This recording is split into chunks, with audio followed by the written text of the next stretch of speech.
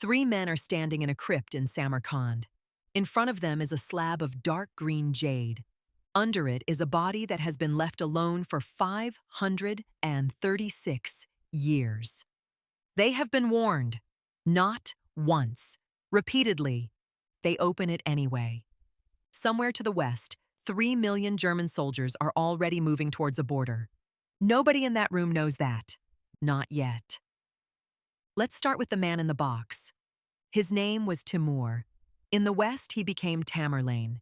He was born near Samarkand in the 14th century, and by the time he died, he had built an empire that stretched from Delhi to Damascus. The numbers attached to him are difficult to hold in your head. Historians have estimated that his campaigns killed around 17 million people. If that figure is anywhere near right, it was about 5% of everyone alive on Earth. He built towers out of skulls, not as a rumor, as policy. A city refuses to surrender, the city is taken, and the heads are stacked into a monument outside the walls, so the next city hears about it. One account describes 90,000 heads at Baghdad. Another puts 20 towers outside Isfahan.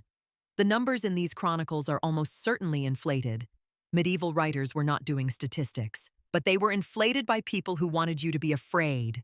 And the fear was the point. He was also a builder. Samarkand under Timur was one of the great cities of the world. He dragged architects and craftsmen back from every place he destroyed and set them to work making one place beautiful. Both of those are true at the same time, which is a thing history keeps doing to us. He died in 1405, on campaign, in winter, on his way to invade China. And they brought him home and put him under that jade. But the tomb has a history of its own. In the 18th century, a Persian ruler called Nader Shah came to Samarkand and took the jade slab away with him. It broke in transit. Shortly afterwards, his son fell seriously ill. His advisors told him what he had done was the cause. He returned the stone. His son recovered. That story is 400 years old and impossible to verify. But it matters, because it tells you something. By the time the Soviets arrived, this tomb already had a reputation. It was already the kind of place people told stories about. So keep that in mind for what happens next. Because in June 1941, Joseph Stalin sent a scientist to open it. His name was Mikhail Gerasimov, and he was one of the most remarkable people you have never heard of. Gerasimov had spent his career developing a technique for rebuilding a human face from a bare skull. Muscle by muscle. Depth marker by depth marker. He would go on to reconstruct the faces of Neanderthals, of Ivan the Terrible.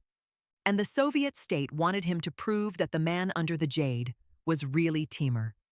Partly science, partly politics. Central Asia was Soviet territory now, and its history was Soviet property. So the expedition went to Samarkand, and the people of Samarkand asked them not to do it. This part is consistent across every version of the story. Local elders came to the team. Clergy came. They said the tomb was not to be opened. One old man is supposed to have said it as plainly as it can be said. Do not open it. If you do, war will come. Gerasimov opened it. Here is what the accounts describe.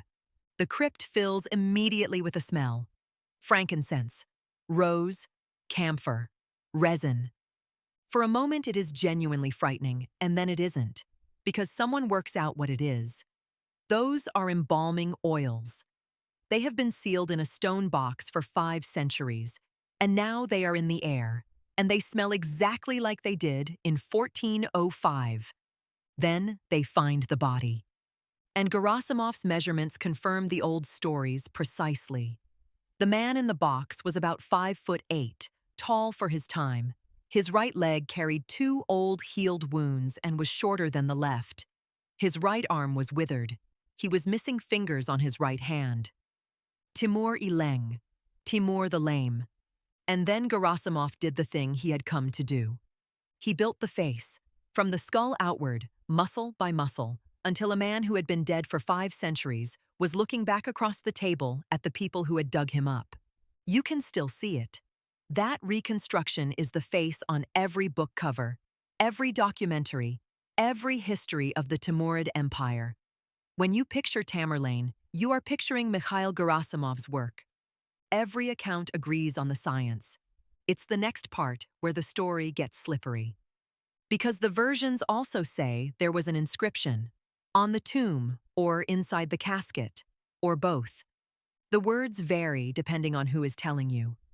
When I rise from the dead, the world shall tremble. Or, whoever opens my tomb shall unleash an invader more terrible than I. Hold that thought. We're coming back to it. Because on the 22nd of June, 1941, Nazi Germany invaded the Soviet Union. Operation Barbarossa. 3 million men. 2,000 miles of front. The largest land invasion in the history of the world and the beginning of the deadliest war any country has ever fought.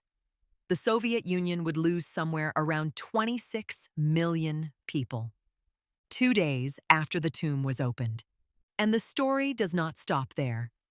Because in November 1942, the remains were flown back to Samarkand and reburied with full Islamic rites. Prayers, ceremony. Everything the elders had asked for the first time. And on the 19th and 20th of November 1942, the Red Army launched Operation Uranus at Stalingrad. The encirclement, the turning point of the entire war in Europe. The tomb is opened. The invasion comes. The tomb is closed. The tide turns. That is the story. That is why it has survived for 80 years and why you have probably heard some version of it before. Now let's take it apart. Start with Barbarossa, because this is the easy one.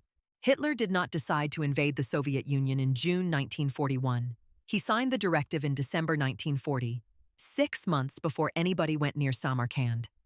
The invasion was originally planned for May, and it slipped for extremely unmagical reasons. A campaign in the Balkans, rain, mud, rivers that were still too high to cross. 3 million men do not move because a scientist lifted a lid. They move because the ground has finally dried out. Now, Stalingrad. Operation Uranus was months in the planning. Zhukov and Vasilevsky had been building it since September. The date was set by when the Volga would freeze hard enough to move supplies across, and by when the Soviets had enough men to close the ring. It was going to happen in November, whatever anybody in Samarkand did. And now, the inscription. Nobody has ever produced it. There is no photograph. There is no expedition record that quotes it. The wording changes between tellings. It appears in the story after the war, not during it. And here is the detail that finishes it. The sources cannot agree on what day the tomb was opened. Some say the 19th of June. Some say the 20th. Some say the 21st. Some say it was the 22nd, the same day as the invasion. Think about that.